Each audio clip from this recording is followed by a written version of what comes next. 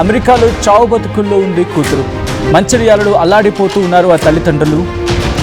నస్పూర్లోని నాగార్జున కాలనీలో ఉంటూ ఉన్నారు, నివసిస్తున్నారు లగిశెట్టి శ్రీనివాస్ సునీత దంపతులు.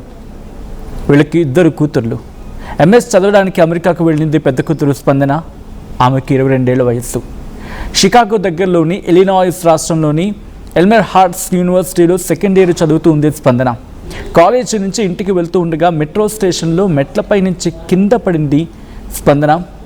అయితే అలా పడ్డంతోనే తలతో పాటు పక్కటెముకలు, వెన్నుముకకు తీవ్రంగా గాయమైంది. క్యాబ్ డ్రైవర్గా చేస్తూ 2 కూతుళ్లను చదివిస్తూ ఉన్నారు శ్రీనివాస్. పాస్పోర్ట్ లేదు, వీసా లేదు. దీంతో అమెరికాకు వెళ్ళే స్తోమత కూడా నాకు లేదు. నా కూతుర్ని కాపాడండి, నా కూతుర్ని రక్షించండి, నా కూతురు దగ్గరికి నన్ను తీసుకువెళ్ళే ప్రయత్నం చేయండి అని చెప్పి ఆ తల్లిదండ్రులు చేతులు జోడించి మరి ప్రభుత్వాన్ని వేడుకుంటున్నారు, ఈ దేశాన్ని వేడుకుంటూ ఉన్నారు. ప్రభుత్వం ఆదుకోవాలని విజ్ఞప్తి చేస్తున్నారు తల్లిదండ్రులు.